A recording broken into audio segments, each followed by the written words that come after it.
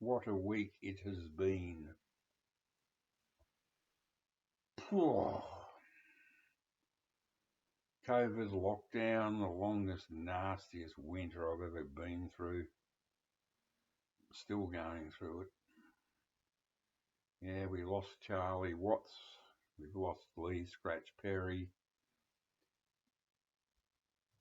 At least they got into their 80s, you know.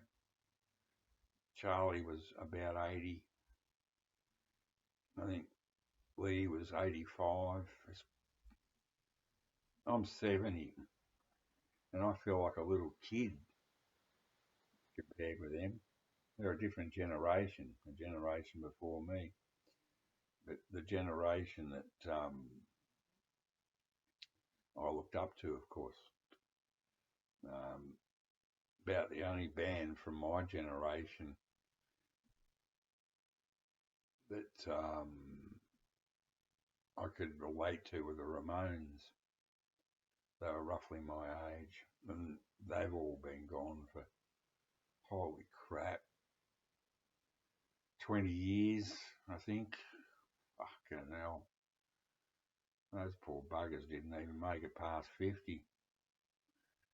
Anyway, there's one that got lost in the mix. I knew it happened, but the thing is, Don Everly died just before, or just around the same time as Charlie Watts, so he sort of got lost in the mix there because they were briefly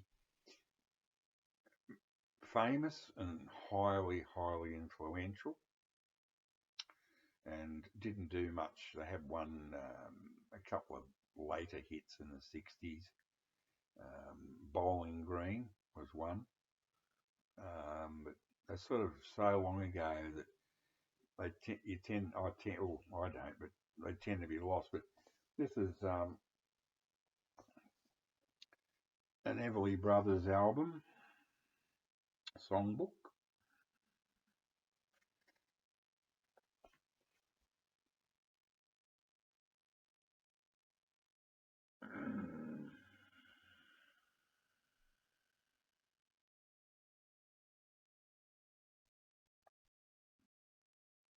Signed.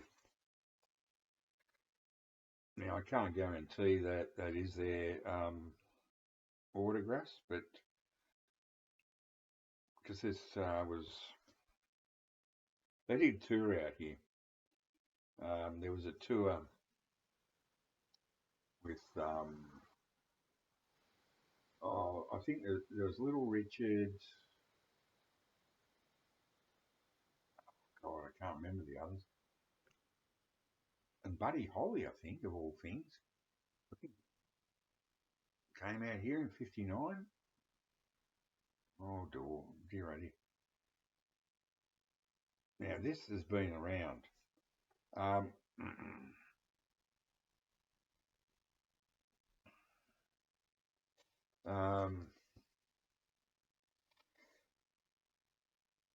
without these guys, Don and Phil, who literally hated each other's guts, they made the most gorgeous harmonies, only equalled by the Wilson brothers, in the Beach Boys, in my opinion. Just truly harmonised.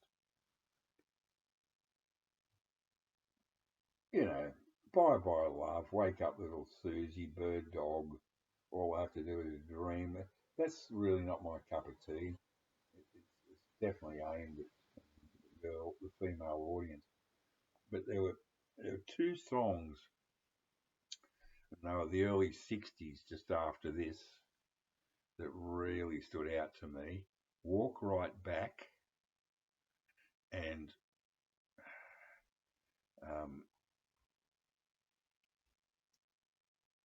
Kathy's Clown. That is a masterpiece of a recording. That was so great. That was up at the same level as Roy Orbison in songwriting. Yeah, Kathy's Clown. Oh my God, that coming over the transistor radio back in the late 50s when I was a kid, the ones that got my attention were Buddy Holly and the Everly Brothers in particular. It was like a beacon of light in this godforsaken continent at the bottom of the world. And Roy Orbison was very, very, very popular in Australia. He toured here a lot. And I never got to see him. The one time I had the chance, I lost my job and I had to move interstate. My sister got to see him. Yeah. Anyway, I'm feeling a bit miserable. So Don Everly's gone. He would be in his 80s. Phil died a few years back, maybe 10 years ago. So the Everly Brothers album, on the back, we have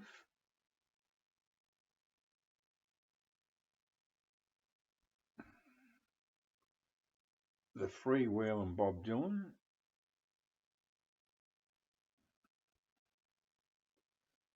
Folk Song Jamboree for guitar. Christ, I hated folk music. I've always hated folk music because of Peter, Paul and Mary.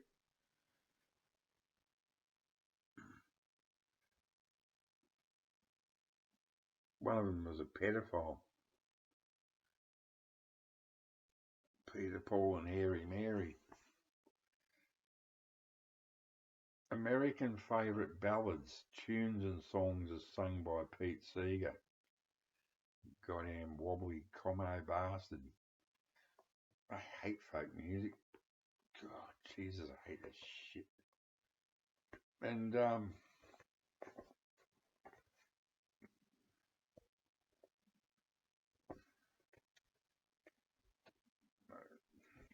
some sort of Chinese writing or something. This one's been around the traps. Can't remember where I found this or when I got it, but it's got here something Miller's, the music specialists, 40 Manners Street, Wellington, box 11-234, plus phone 400 something 2. Little stamp up there. Well, Wellington's in some damn foreign country off the coast of Australia called New Zealand. And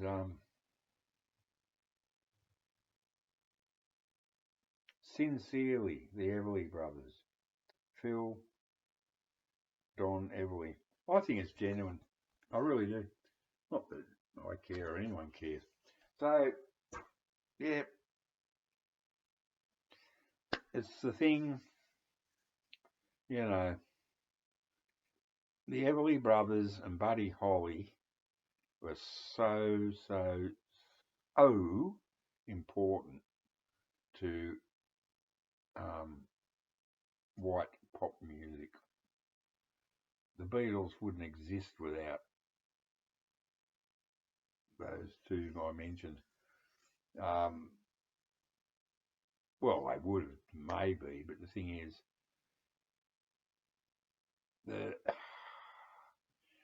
I think that's why those Beatles were so successful. People really loved Buddy Holly and the Everly Brothers, and then basically by 62, 63, when the Beatles came along, Buddy had been dead for 2 or 3 years. Charles Harden, I should say, had been dead for 2 or 3 years. The Everlys still had their last hit was roughly the time the Beatles got their first hit, and their last big hit was I think was 63, was Kathy's Clown. Oh, what a masterpiece! Oh my God. Anyway, it's been a long week. I'm not depressed. I'm just feeling a bit sad. Take care all.